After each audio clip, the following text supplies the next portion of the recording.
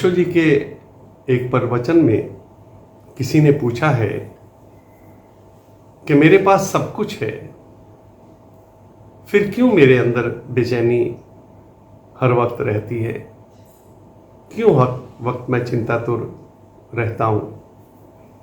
ओशो कहते हैं जिसको तुम सब कुछ समझ रहे हो वो कुछ भी नहीं है। तुम संसारिक चीजों को सब कुछ कह रहे हो, वो सब कुछ नहीं है। और ओशो एक राजा की कहानी से समझाते हैं कि एक राजा था, जब उसको लगा कि मुझे गद्दी दे देनी चाहिए, उम्र ज़्यादा हो गई है, राज के कामकाज ठीक तरह से नहीं हो रहे हैं, तो उसने तीनों बेटों को बुलाया और कहा कि मैं कुछ मुद्राएं देता हूँ, इससे तुम अपने महल को भर लो और आज से कुछ दिनों बाद मैं आऊँगा, और ऐसी चीज़ों से भरना कि बाद में वो काम भी आ जाए। तीनों अलग अलग दिशाओं में चले गए। बड़े राजकुमार ने रुई खरीदी और पूरा अपना महल जो था वो रुई से भर दिया और कहा कि बाद में चलो रजाई बनाने के काम भी लोगों के आ जाएगी। जो मझला बेटा था उसने घास खरीद लिया कि चलो इतनी मुद्राओं में घास आ गया, पूरी तरह से घास अपने महल में भर दिया कि बाद में चलो जानवरों के काम भी आ जाएगा। जो छोटा बेटा था वो 3 दिए खरीद लाया, एक बांसुरी खरीद लाया और एक सुगंधित अगरबत्ती खरीद लाया।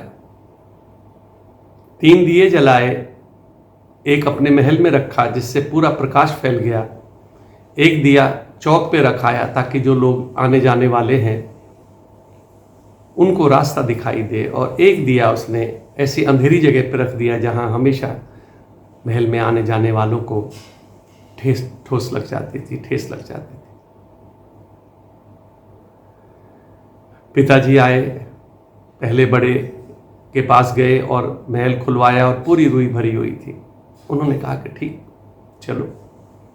मझले बेटे के वहाँ आए और देखा घास भरा हुआ था। उसने कहा कि घास भरा हुआ है और ये बाद में काम भी आ जाएगा। छोटे बेटे के पास गए। ओशो कहते हैं कि तुमने दिए के प्रकाश से पूरा भर दिया, अगरबत्ती से पूरी सुगंध महल में हो गई, और बांसुरी बजा रहे हो, उसकी आवाज इतनी मनमोहिनी है कि मैं दंग रह गया। कई आयामों में तुमने महल को भर दिया और दिए बाहर भी लगाए ताकि लोगों को आने जाने में सहूलियत हो। और यही नहीं, बाकी जो धन बचा वो आपने गरीबों को खिलाने के काम में ले आए। उन्होंने पसंद किया और छोटे बेटे को गद्दी दे दी। इसको बताते हुए ओशो कहते हैं कि जो तुम्हारे पास है, जिसको तुम कह रहे हो कि मेरे पास सब कुछ है, वो घास के अलावा कुछ नहीं है, वो रुई के अलावा कुछ नहीं है। ये ठीक है, थोड़ा बहुत काम आता है, लेकिन वो जीवन चलाने के काम में आता है।